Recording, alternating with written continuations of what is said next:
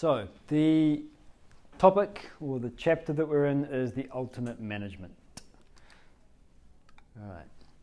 So everything up until this point in the text, chapters 1 through 10, has been the management of what you'd call worldly affairs.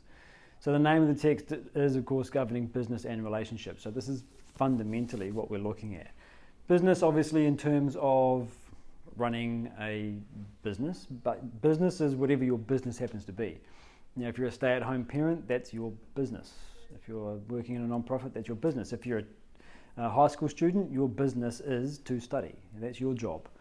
So business is anything that you happen to be engaged in your field of activity, and relationships obviously is relationships.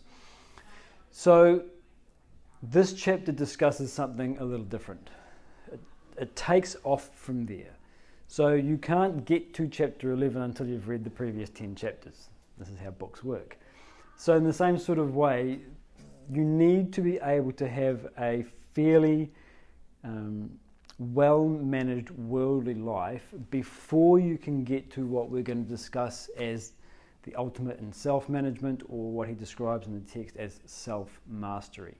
So one thing is to be able to have the effective management of your worldly affairs.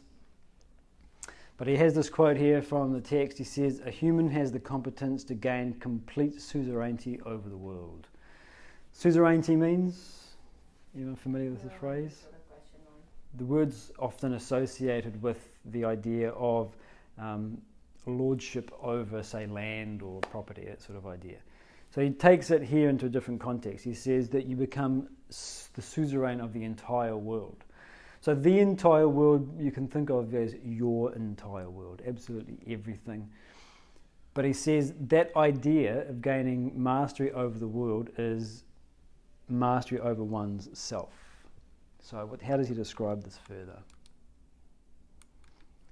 Okay, so before we move on to a bit of discussion of that particular concept, we want to cover this idea of subtle and gross.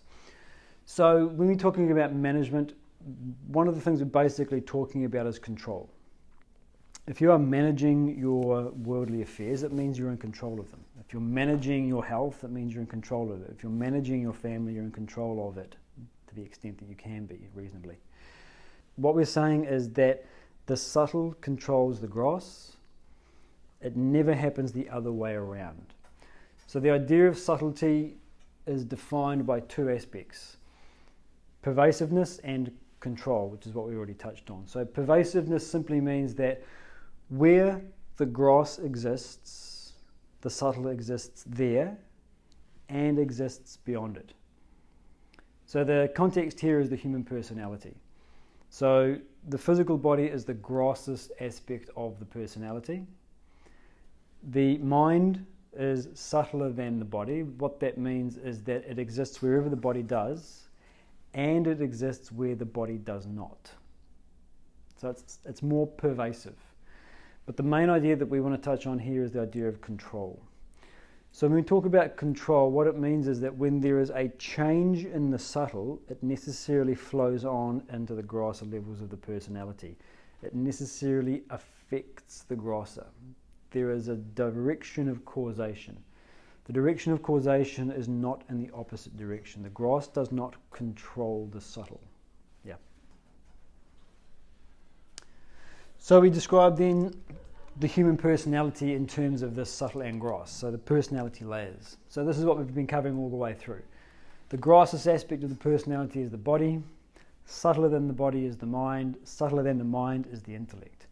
Intellect is also broken up into the gross intellect and the subtle intellect.